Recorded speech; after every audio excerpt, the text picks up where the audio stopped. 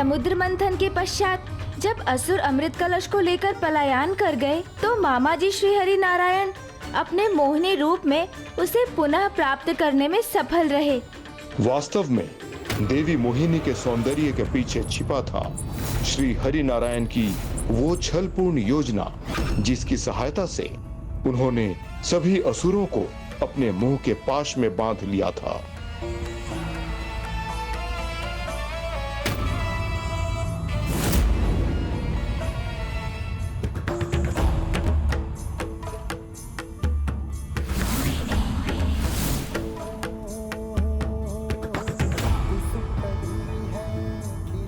मेरे विचार से आप में से ना तो किसी ने ये अमृत पान किया है और ना ही उसे कभी देखा है।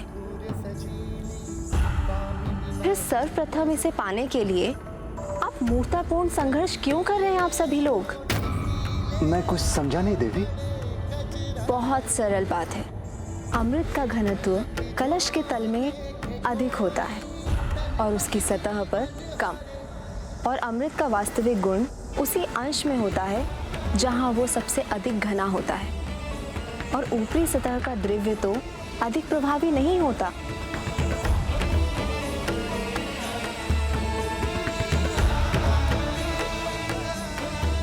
उचित कह रही हूं ना? मुझे इनके शब्दों पर पूर्ण विश्वास है, इसलिए असुरराज होने के नाते मैं सभी असुरों को आदेश देता हूं कि अमृत वितरण देवताओं से आरंभ किया जाए। इस प्रकार मोहिनी अवतार के सौंदर्य से प्रभावित होकर असुरों ने उनकी समस्त अवस्थाओं को स्वीकार किया और उनके द्वारा पुनः छले गए। छल पर विजय तो छल से ही पाई जा सकती है लंकेश। किंतु नारायण भी ये भूल गए थे कि असुर भी छल में किसी से कम नहीं थे।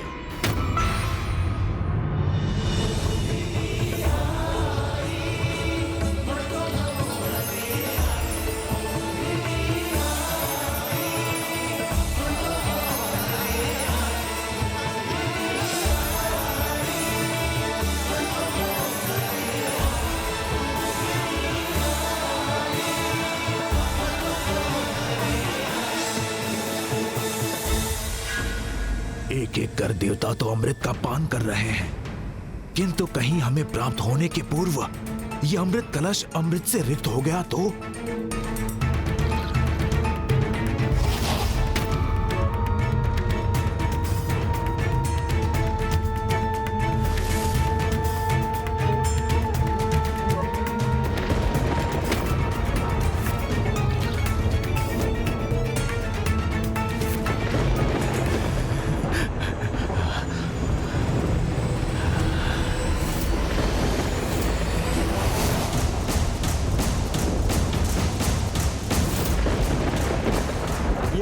ये देवता नहीं है। हाँ देवी, ये हम में से कोई देवता नहीं है।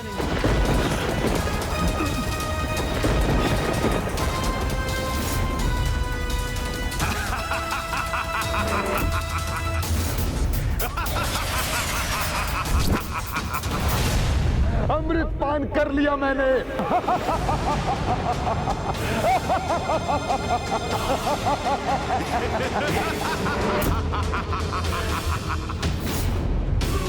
छल किया है तुमने।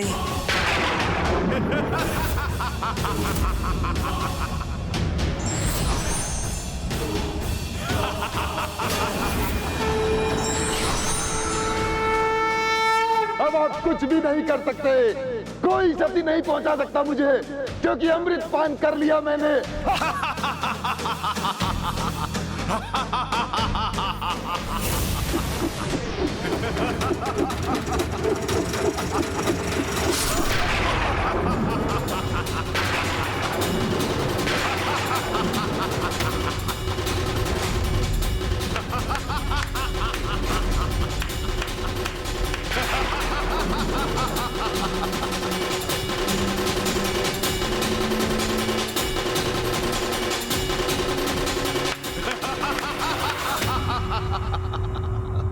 किंतु शीश विलग होने के पूर्व स्वर भानु अमृतपान कर चुका था। हाँ गौरी पुत्र, और इसीलिए उसका अंत नहीं हुआ था। उसके शरीर और उसके शीश जीवित शेष थे, और उसी दिन से सर्वभानु के शीश का नाम पड़ा राहु, और उसके शरीर का नाम हुआ केतु।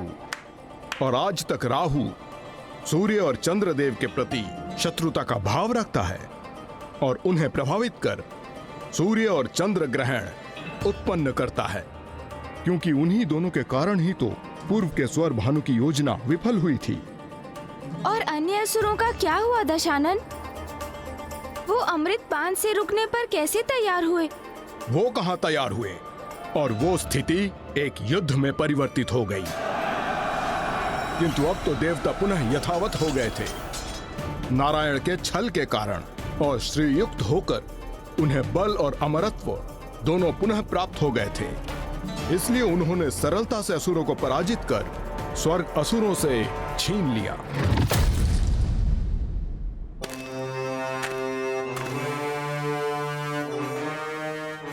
नहीं, मैं अभी इस सिंहासन पर नहीं बैठ सकता।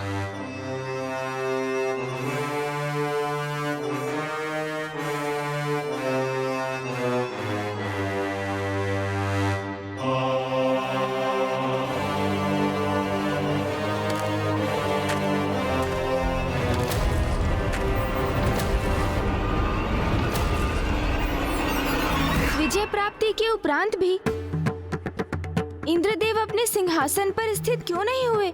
क्योंकि तब प्रथम बार उनकी बुद्धि उनका साथ दे रही थी। सिंहासन ग्रहण करने के पूर्व वो ऋषि दुर्वासा का आशीर्वाद लेना चाह रहे थे। सृष्टि के आप ही नाथ, शिव शंभु जय भोलेनाथ। लंबी आप सभी अब उचित मार्ग पर लौट आए हैं देवगण, और देवराज इंद्र, यह आपका अनुशासित आचरण ही है जिसके कारण आप सिंहासन पर स्थित होने के पूर्व मुझसे आशीष प्राप्त करने यहाँ पधारे हैं। इस घटना के उपरांत आप सभी को यह ज्ञात हो ही गया होगा कि जो अनुशासन को अपने जीवन का आधार बनाते हैं, उनकी पृष्ठ श्री हरि नारायण के कूर्म अवतार के समान शक्तिशाली और दृढ़ होती है। वो अपने प्रत्येक उत्तरदायित्व को निभाने में सक्षम हो जाते हैं, और जिनके व्यवहार में अनुशासन की शक्ति होती है, वो प्रभु नीलकंठ के समान हलाहल विष का पान करने में भी सक्षम हो जाते हैं। किसी भी कठिनाई का सफलतापूर्वक सामना कर उस पर विजय प्राप्त करने हेतु सबल हो जाते हैं।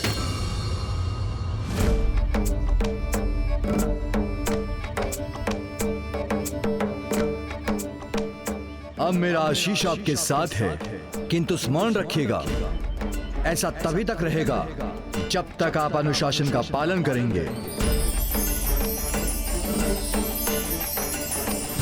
अद्भुत! प्रभु ऋषि दुर्वासा ने तो देवताओं को आशीष के साथ चेतावनी भी दे दी, और ज्ञान भी, जिसके साथ ही उन्होंने उत्तम जीवन का एक नवीन नियम भी स्थापित किया कि अनुशासन जीवन का आधार उसकी शक्ति है, जिसके बिना कभी किसी को सफलता प्राप्त नहीं हो सकती। अब हमें ऋषिवर के दर्शन हेतु उनकी स्तुति आरंभ करनी चाहिए लंकेश।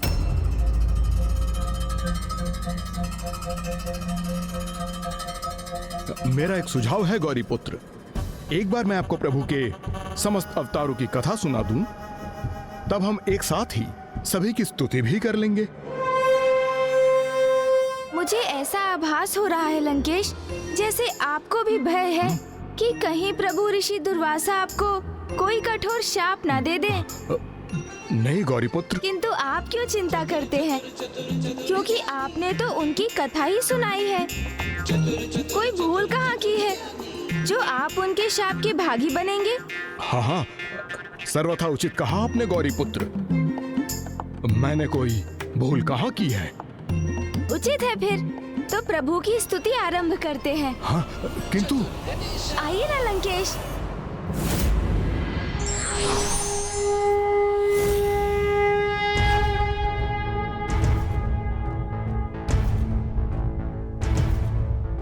त्रयंबकं सदाशिवं नमामि हे उमापति जय नीलकंठ जय अनंत नमोस्तुते नमोस्तुते। भोलेनाथ भक्तों के हो कष्ट से निवारते, ये सृष्टि सारी संकटों से शिव ही है उबारते। ओम नमः शिवाय, ओम नमः शिवाय, ओम नमः शिवाय, ओम नमः शिवाय, ओम नमः शिवाय, ओम नमः शिवाय, ओम नमः शिवाय। त्र्यंबकं सदाशिवं नमामि हे उमापति, जय नीलकंठ जय अनंत नमोस्तुते नमोस्तुते। हो भोलेनाथ भक्तों के हो कष्ट से निवारते, ये सृष्टि सारी संकटों से शिव ही है उबारते। ओम नमः शिवाय, ओम नमः शिवाय, ओम नमः शिवाय, ओम नमः शिवाय। प्रणाम प्रभु।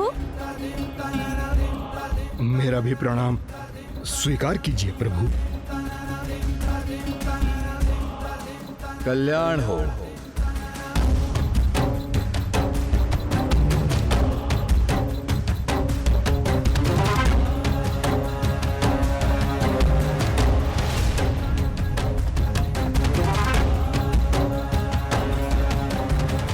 कहीं प्रभु ऋषि दुर्वासा भी मेरे हाथों में प्रभु शिव शंकर शंभू के आत्मलिंग को देखकर क्रोधित तो नहीं हो जाएंगे?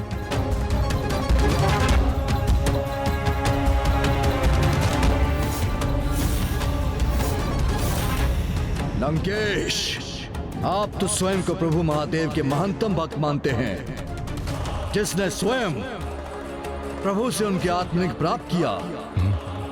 फिर अनुशासन प्रियता का उदाहरण प्रस्तुत कर अपनी भक्ति का प्रमाण दीजिए मुझे। जब तक मैं और मेरे शिष्य नर्मदा नदी से पावन स्नान कर लौटते हैं, तब तक आप मेरे और मेरे सहस्त्र शिष्यों के लिए भोजन की व्यवस्था कीजिए।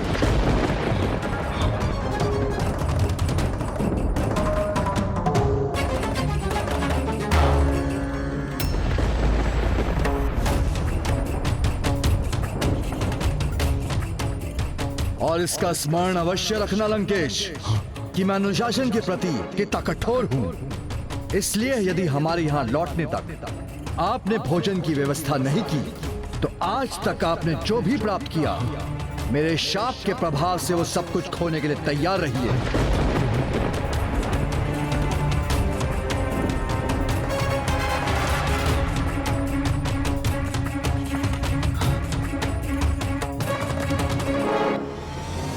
और इसका स्मरण अवश्य रखना लंकेश कि मैं अनुशासन के प्रति कितना कठोर हूं। इसलिए यदि हमारे यहाँ लौटने तक आपने भोजन की व्यवस्था नहीं की, तो आज तक आपने जो भी प्राप्त किया, मेरे शाप के प्रभाव से वो सब कुछ खोने के लिए तैयार रहिए। इस निर्जन वन और अल्प समय में प्रभु ऋषि दुर्वासा और उनके 1 सहस्त्र शिष्यों के लिए भोजन की व्यवस्था मैं कहां से करूंगा? किंतु ऋषिवर और उनके शिष्य यहाँ अतिथि के रूप में पधारे हैं, इसीलिए अतिथि सत्कार के नियम का पालन करने हेतु आपको ये कार्य तो संपन्न करना ही होगा लंकेश। गौरी पुत्र, यहाँ तो मेरे पास यही फल हैं जो मैंने प्रभु के आत्मलिंग पर अर्पित किए थे। यदि मैंने ऋषिवर और उनके शिष्यों के भोज हेतु इन फलों का उपयोग भी किया, तो भी मैं उन सभी को एक छोटा सा भी भाग प्रस्तुत नहीं कर सकूंगा गौरी पुत्र। और यदि मैं एक छोटा सा भी अंश प्रस्तुत करने में सफल भी हुआ, तो भला उससे किसका उदर भरेगा? किंतु आपको ऋषिवर की इच्छा पूर्ति हेतु भोजन प्रस्तुत करने का कोई उपाय तो करना ही होगा।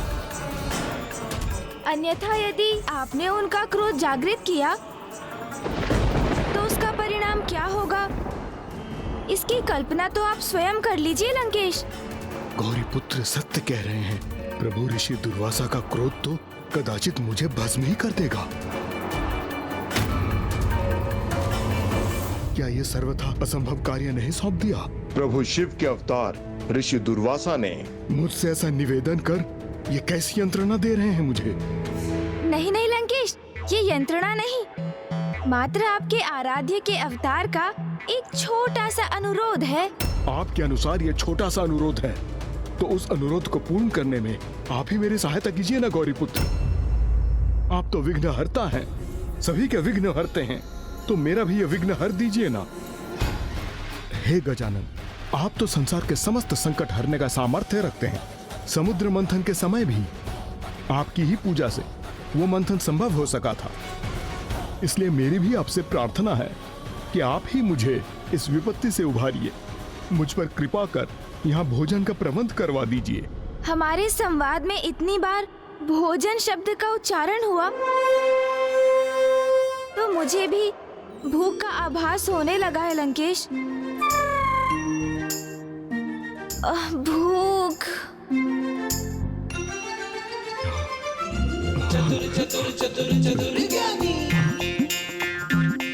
लंकेश, मैं इन्हें ग्रहण कर लूं? मुझे ज्ञात है आप मुझे प्रसाद ग्रहण करने से कदापि नहीं रोकेंगे, है ना लंकेश? अरे तो मैं ग्रहण कर ही लेता हूँ। गौरी पुत्र, नहीं गौरी पुत्र।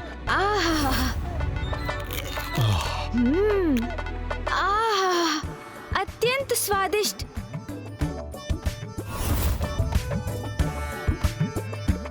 गौरी पुत्र, ये कैसा अन्याय है गौरी पुत्र। यहाँ मैं आपसे विनती कर रहा हूँ और आप स्वयं अपना ही उदर भर रहे हैं। अनुपम स्वाद है इनका। रुक जाइए गौरी पुत्र, रुक जाइए। गौरी पुत्र रुक ही नहीं रहे हैं। अब क्या करूं?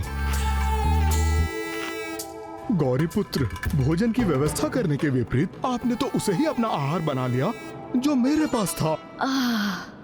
अति उत्तम। ये कैसी सहायता की आपने गौरी पुत्र? जैसे आप तो यही कामना कर रहे हैं कि मैं ऋषिवर दुर्वासा के प्रचंड क्रोध का भागी बनूं। कुछ भी शेष नहीं रहा। यहाँ निकट में जो भी था वो एकत्र कर लाया था मैं। फिर अब मैं भोजन की व्यवस्था कैसे करूं? अब प्रभु ऋषि दुर्वासा के शाप से मेरी रक्षा कैसे होगी? और वो आएंगे तो मैं? आएंगे नहीं लंकेश, वो तो आ गए हैं।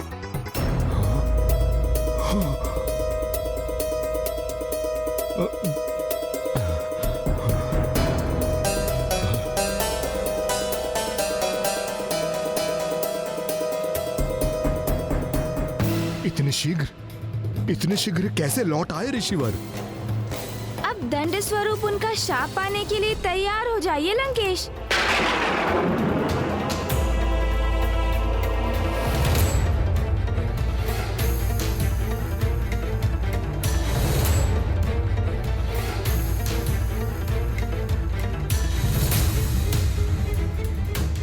तो आपने अभी तक भोजन की व्यवस्था नहीं की लंकेश?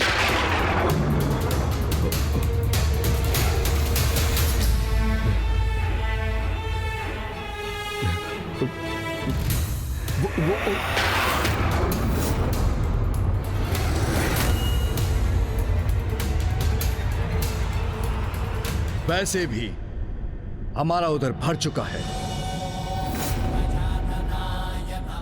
और तृप्त होने के उपरांत मात्र स्वाद हेतु भोजन करना अन्न का अपमान है, जो कभी किसी को नहीं करना चाहिए।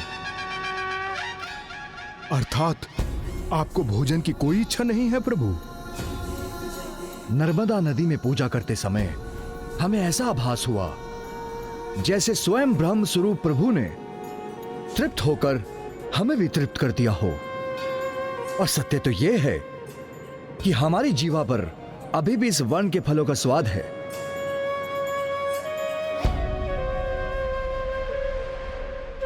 अर्थात गौरीपुत्र जिन फलों का भोजन कर रहे थे वो मेरी ही सहायता हेतु था, क्योंकि उन्हीं फलों से ऋषिवर और उनके शिष्य तृप्त हुए।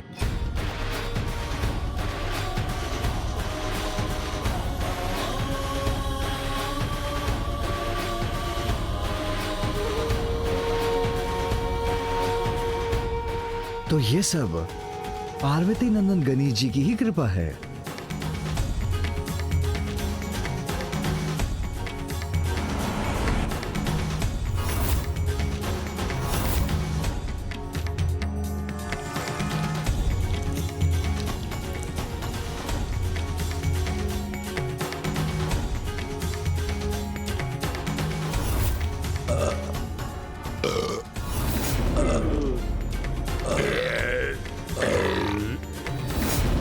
अद्भुत।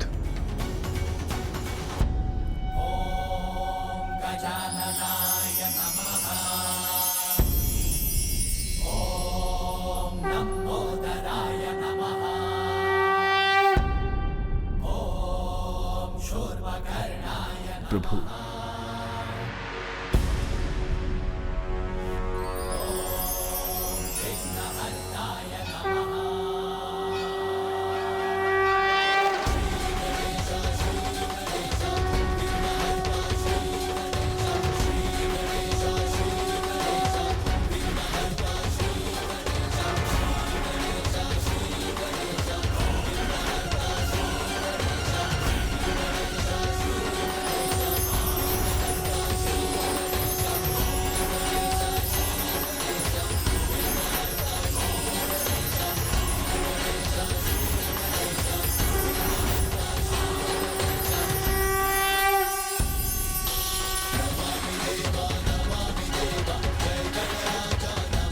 ओम गं गणपते नमः। ओम गं गणपते नमः।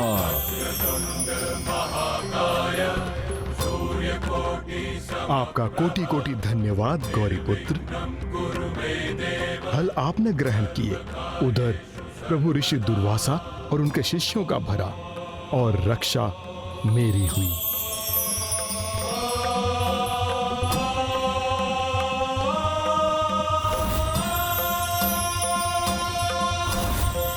ऋषिवर, यदि आप भोजन करने के इच्छुक नहीं हैं, तो आप मुझे अपनी अन्य सेवा करने का आदेश दीजिए।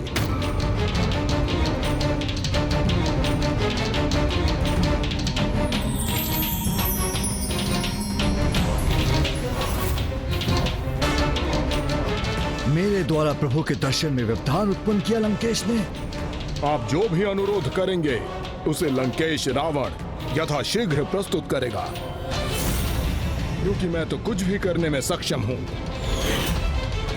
आपको तो ज्ञात होगा ऋषिवर, लंकेश रावण ने प्रभु शिव शंकर शंभु को प्रसन्न कर उनसे उनका आत्मलिंग प्राप्त किया है, और आपको भी अपनी सेवा और अपनी भक्ति से प्रसन्न करने का सामर्थ्य है मुझ में। ये सामर्थ्य नहीं, अहंकार है लंकेश।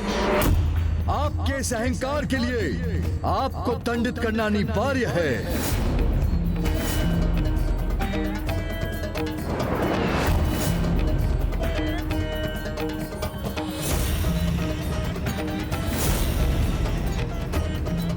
तो क्या ऋषिवर मुझे शापित करने जा रहे हैं?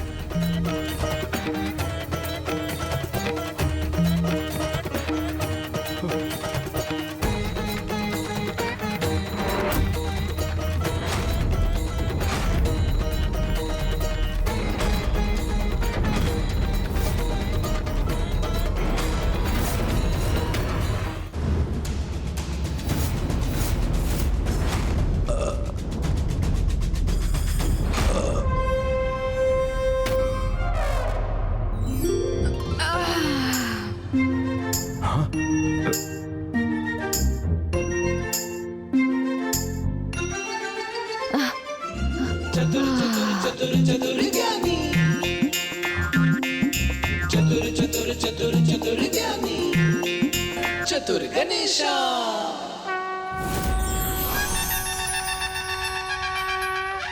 वैसे तो मेरे क्रोध से सदा संसार का कल्याण ही हुआ है, किंतु जब स्वयं प्रभु महागणाधिपति जी यहाँ उपस्थित हैं, तो फिर इस अवस्था में मेरे किसी हस्तक्षेप का भला क्या औचित्य है?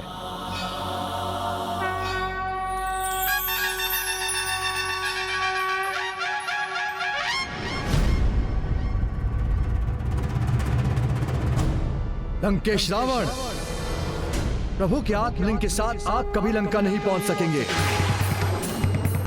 आत्मलिंग से वंचित कर मैं तो अभी आपको एक उचित पाठ सिखाने जा रहा था, किंतु पार्वती नंदन गणेश है आपके साथ।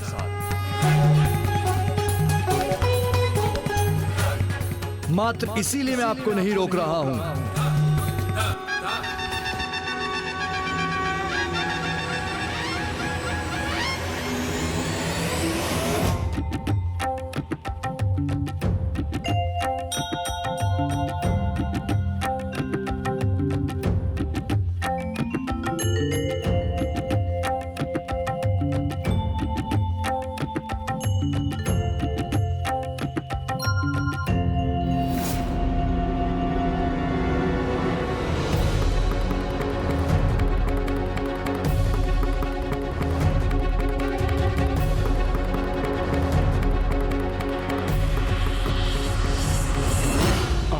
वास्तव में महान हैं गौरीपुत्र, विघ्नहर्ता हैं, जिसका साक्षी आज मैं स्वयं बना हूं। आपने मुझे प्रभु के सभी अवतारों की स्तुति करवाई और अब मैं आपकी स्तुति करने का इच्छुक हूं। आप अपनी इच्छा अवश्य पूर्ण करें लंकेश।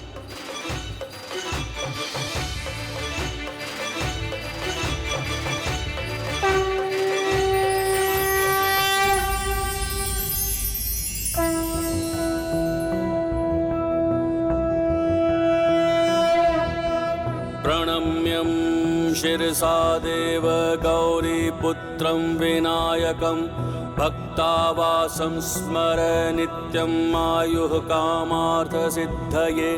प्रथमं वक्रतुण्डं च एकदन्तं द्वितीयकं तृतीयं कृष्णं पिङ्गाक्षं गजवक्त्रं चतुर्थकं लंबोदरं पंचमं च षष्ठं विकटमेव च सप्तमं विघ्नराजेन्द्रं धूम्रवर्ण तथाष्टकं नवमं भालचन्द्रं च दशमं तु विनायकम् एकादशं गणपतिं द्वादशं तु गजाननम्।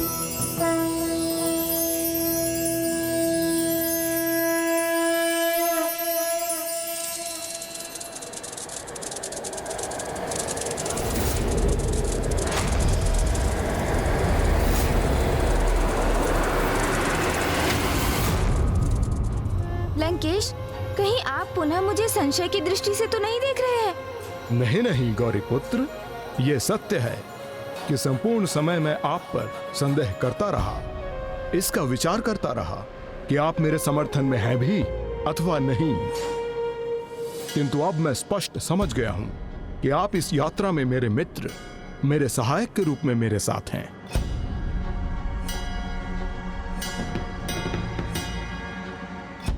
आज का दिवस ढलने में अधिक समय शेष नहीं है गौरीपुत्र, किंतु आज मैं सूर्यास्त के पूर्व प्रभु के आत्मलिंग के साथ लंका अवश्य पहुंचूंगा। ऋषि दुर्वासा का वचन कदापि सत्य नहीं होगा, फिर भले ही कोई भी मेरे समक्ष ही क्यों ना आ जाए। ये वचन आप नहीं, आपका अहंकार बोल रहा है लंकेश, और अहंकार तो सदा ही विनाशकारी होता है। लंकेश, महादेव के एक अवतार की कथा तो मुझे भी ज्ञात है, जिन्होंने ये सिद्ध किया था कि अहंकार सबसे बड़ी आत्मघाती शक्ति है और अपने अहंकार से अहंकारी जीव स्वयं अपना ही विनाश करता है। हाँ गौरीपुत्र, ये तो प्रभु अवधूत की कथा है, जिनके क्रोध से तो इंद्रदेव के अस्तित्व पर ही संकट उत्पन्न हो गया था।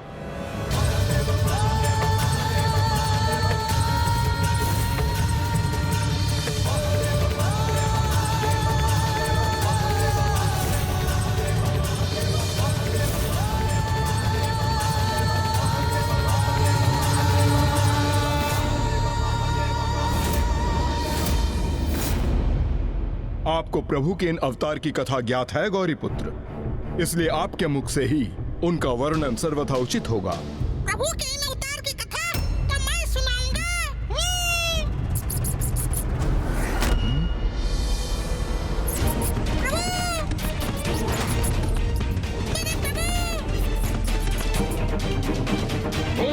मूषक जी, आप? प्रणाम प्रभु। तुम यहाँ क्या कर रहे हो मूषक? वो मैंने प्रभु गणेश जी की स्तुति का श्रवण किया तो मुझसे रहा नहीं गया। और तुम हमारा पीछा करने लगे? पीछा? नहीं लंकेश, मैं तो आपके साथ चल रहा था। किंतु आप क्रोधित क्यों हो रहे हैं? मेरे प्रभु प्रथम पूज्य गणेश जी के मित्र हैं आप। तो मैं भी उनका मित्र और सेवक होने के कारण आपका भी तो मित्र हुआ ना। इस कथा के मुख्य पात्र केवल देवराज इंद्र और महादेव ही नहीं, स्वयं मेरे प्रभु श्री गणेश भी हैं। तो ये कथा सुनाने का असर मैं कैसे खो सकता हूँ?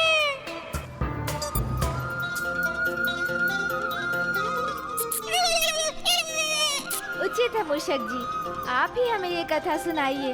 अवश्य प्रभु। तो सुनिए, समुद्र मंथन से देवी लक्ष्मी के पुनः लौटने के पश्चात श्री हरि नारायण और देवी लक्ष्मी का पुनर्विवाह होने जा रहा था और उनके विवाह की संपूर्ण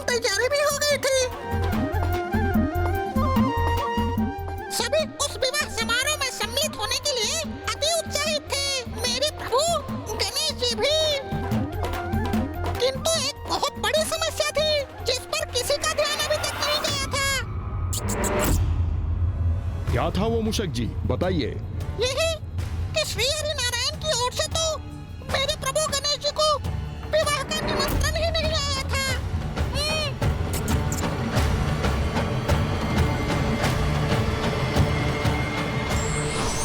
कब, कहाँ, कौन किस महान कार्य से जुड़ेगा ये किसी को ज्ञात नहीं होता।